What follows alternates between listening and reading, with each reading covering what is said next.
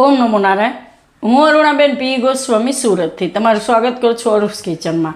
તો આજે આપણે બનાવશું લીલા લસણવાળું ખીચું. તો એના સારું આપણે તો આ લોટ ચોખાનો, તો 1 કપ આપણે ચોખાનો લોટ લીધો અને લીલું લસણ, તો આ જે સફેદ ભાગ હોય એ લીધો છે આપણે, અને આ પાંદડા લીલા લસણના તો બે આપણે અલગ અલગ એ રીતે લીધું. લીલા ધાણા થોડાક લીધા અને અડધી ચમચી જેટલું જીરું લીધું આખું. અને આ આપણે લીધો મેથીઓ મસાલો, જે ઉપરથી આપણે છાંટીને ખાતા હોય ખીચુમાં એ. અને એક આપણે મરચું લીધું. તો આ તમે સ્કીપ કરી શકો, આ તીખાશ પ્રમાણે તમારે નાખવું હોય તો નાખી શકો એમ. મીઠું જોહે સ્વાદ પ્રમાણે. અને તેલ, તો તેલ આપણે એમાં સિંગ તેલ વાપરશું, કેમ કે ખીચુમાં સિંગ તેલનો સ્વાદ સારો આવે છે.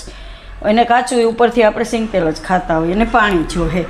તો આ આપણે કઢાઈ લીધી છે, ગેસ ચાલુ કરશું ને એમાં આપણે થોડુંક તેલ નાખીશું, 2 થી 3 ચમચી જેટલું. તો આને આપણે ગરમ થવા દેવું. તો તેલ આપણું ગરમ થઈ ગયું છે, એમાં પહેલાં જીરું નાખીશું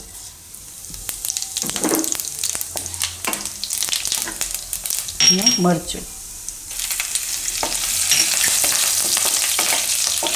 હવે લસણ આપણે જેનો સફેદ ભાગ હતો એ નાખીશું.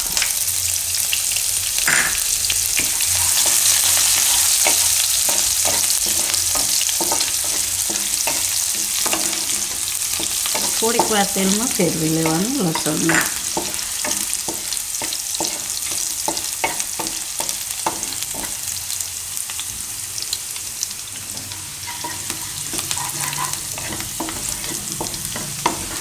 મસ્ત સિંગ તેલની સુગંધ સરસ આવે છે. આ રીતે થોડીક વાર ફેરવી લેવાનું. થોડોક કલર આપણે ગોલ્ડન ઉપર થોડોક થાય એવો. હવે એમાં આપણે પાણી નાખીશું.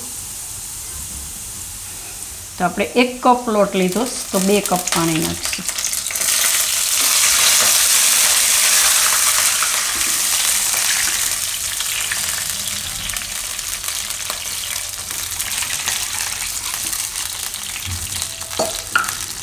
તો મીઠું નાખી દેવું સ્વાદ પ્રમાણે. અને હવે એમાં આ લીલા પાંદડા લસણના એ નાખી દેવું.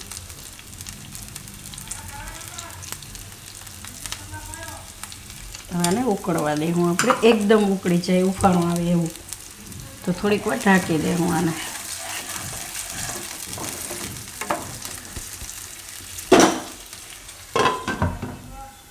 તો પાણી આપણું એકદમ સરસ ઉકળી ગયું છે. આ રીતે એકદમ ઉકળી જવું છે.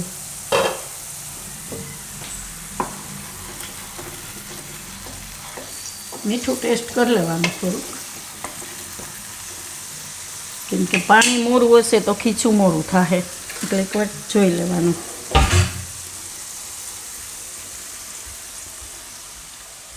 પાણી થોડુંક ખારું હોવું જોઈએ નોર્મલ કરતાં, કેમ કે લોટ આવે તો પછી નહીં તો મોરું પડી જાય. તો આપણે થોડુંક મીઠું નાખીશું, આટલું જ નાખી દઈશું.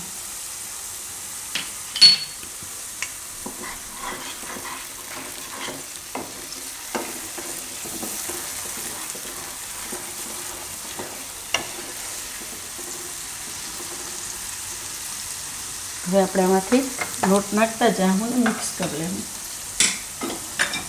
હવે જોઈએ વેણવું આપણે ખીચું હલાવવા માટે.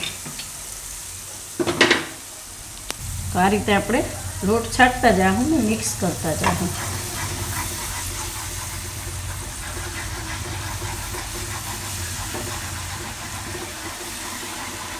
તો ચોખાનું માપ એ રીતે બરાબર.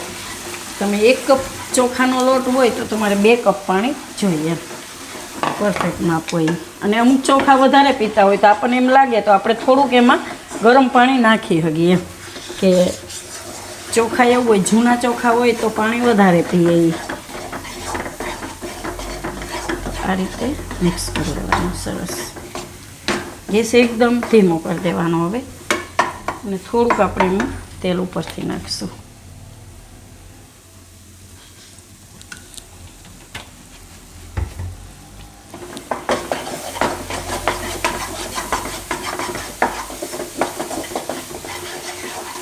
આને આપણે થોડીક વાર ગેસ હાવ ધીમો રાખીને એને ઢાંકીને બફાવા દેવું આમાંનામાં.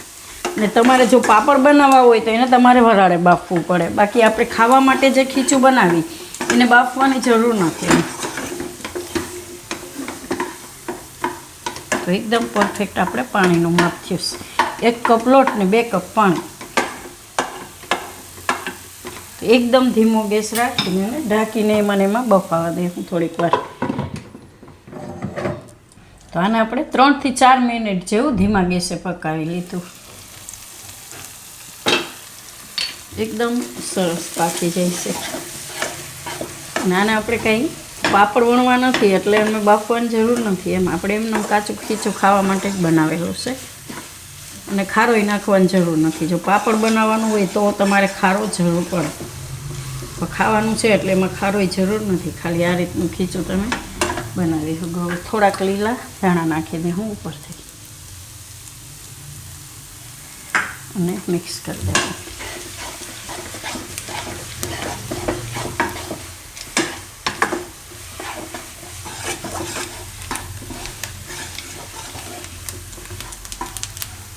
ગેસ બંધ કરી દેવું અને આપણે પ્લેટમાં કાઢી લેવું.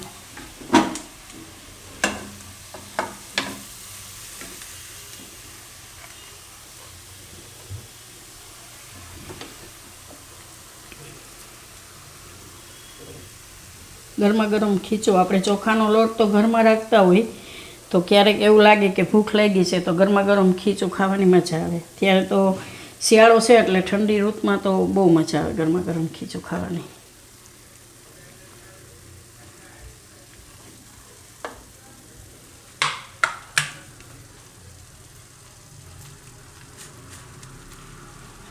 હવે એમાં આપણે નાખીશું મસાલો, મેથીનો મસાલો.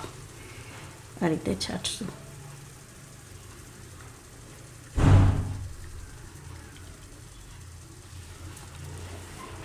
અને ઉપરથી સિંગ તેલ.